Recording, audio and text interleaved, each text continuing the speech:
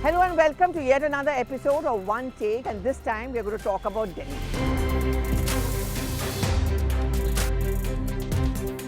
Okay, now the first question which many people keep asking me and we are wondering is that what's the fuss about, considering that it's often called a half state. It does not have its own law and order apparatus, the Delhi government. Most decisions are taken by the LG. Then why is it this fight so critical? That is because it's Delhi and it's also the capital of our country. But this time round, the elections are almost similar to what I saw in West Bengal, my home state, where it became very acrimonious between the Trinamool Congress and the BJP. And it's a very high-stake election this time, both for the AAP as well as for the BJP. But this week, we are going to be asking this question, that why is it not a cakewalk for the Aam Aadmi Party anymore? And what does it mean if the AAP loses the elections? And if the BJP wins the elections? But more importantly, we are going to focus on AAP because this is the party which has been in power for 2 terms round.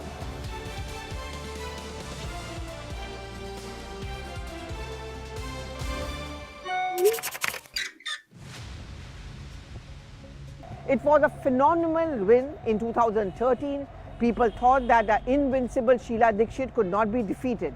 Not only was the Congress out of power then, it has remained so till now, but Sheila Dikshit, who was considered to be the tall leader of the national capital, was defeated by Arvind Kejriwal from the same constituency. And things have never been the same for the Congress, and the Aam Aadmi Party was rising and rising, so much so that despite the fact that it had a government only in half a state, it managed to form a government in Punjab and also became a key player in national politics and in the India bloc, because it started to venture out beyond Delhi and Punjab to Goa, Gujarat and so on and so forth. So here's the question which I'm asking this week. What if AAP loses the Delhi elections? And why is it no longer a cakewalk? Well, to answer the second question first, it's no longer a cakewalk because this time round the BJP began early, almost as early as the Aam Aadmi Party. No, I'm not talking about the declaration of candidates because that is where AAP scored over the BJP. But the BJP decided long time back, and their planning began almost a year back, that this is a fort which we have to capture. The bastion of the Aam Aadmi Party has to be defeated. Because if there is one strong enemy and opponent of the BJP, apart from the Trinamool Congress, it is Arvind Kejriwal. But Mamata Banerjee's handicap is largely of her language. She doesn't have a pan-India appeal. But more than that, beyond Bengal, perhaps there is no resonance for the Trinamool Congress and for Mamata Banerjee. But that is where Arvind Kejriwal is different. He's taken a leaf out of the BJP's political strategy and of that of the Prime Minister. He's a good orator. He's a former bureaucrat. He knows the works. He also does not have this tag of being anti-Hindu, Hanuman, Mandir, so on and so forth. These are very clear strategies of the Aam Aadmi Party, which clearly Arvind Kejriwal has picked up from the BJP. Also, each time you think AAP is cornered, they come out with some winning strategy which seems to have worked for them. But till now. Because now the BJP has also smartened up and they've realized that we have to contain the Aam Aadmi Party and Arvind Kejriwal right now. Now, why is it not a cakewalk? Because first, it's all about image. You know, when single person parties come up, when political parties revolving around one personality come up, the nature, the perception about that personality holds the key to a success of the party. For example, Mamata Banerjee, again I go back to her example, her, wearing a Hawaii chappal, walking down briskly to Singhu, Nandigram, someone who's taking on the big players, the big corporates and fighting for the farmers, clearly worked in her favor.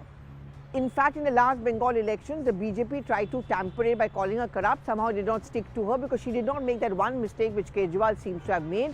She ensured that her lifestyle remains frugal.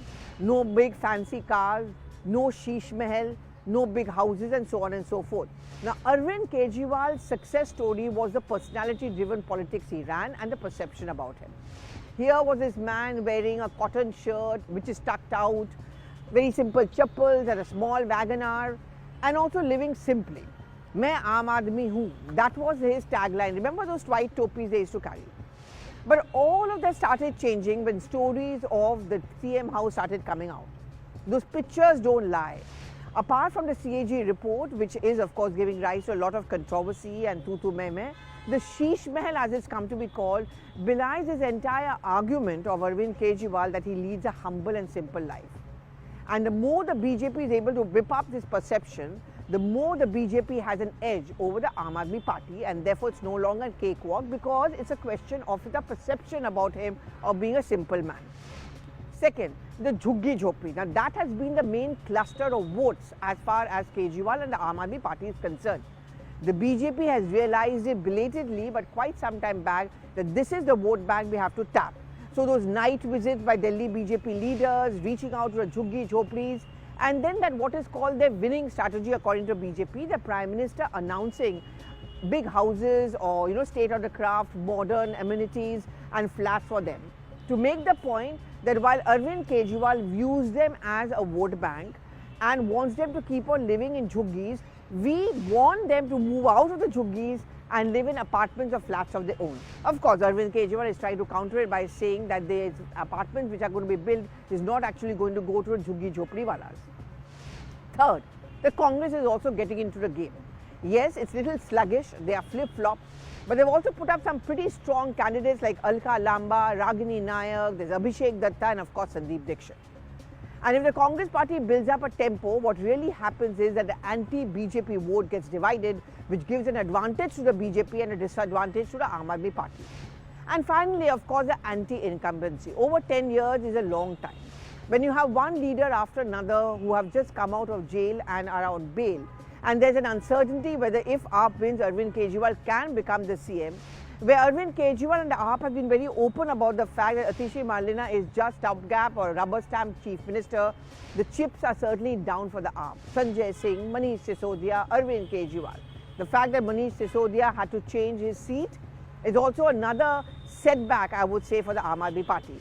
It is for these reasons that I would say it's a tough election, certainly for the Aam Aadmi Party. They are not giving up, they are fighting back. But if the Congress party goes full throttle, then it's disadvantage the AAP, advantage the BJP. But more than that, the BJP is not making the mistake of getting in outside leaders like they did in Bengal. Largely focus on local leaders, the Prime Minister's image, and who knows, they come out with a winning ace as well. And that is the reason why I would conclude by saying the AAP has to be alert. It's no longer cakewalk for them. Thank you so much for watching, and do give in your reactions on the social media timeline once again.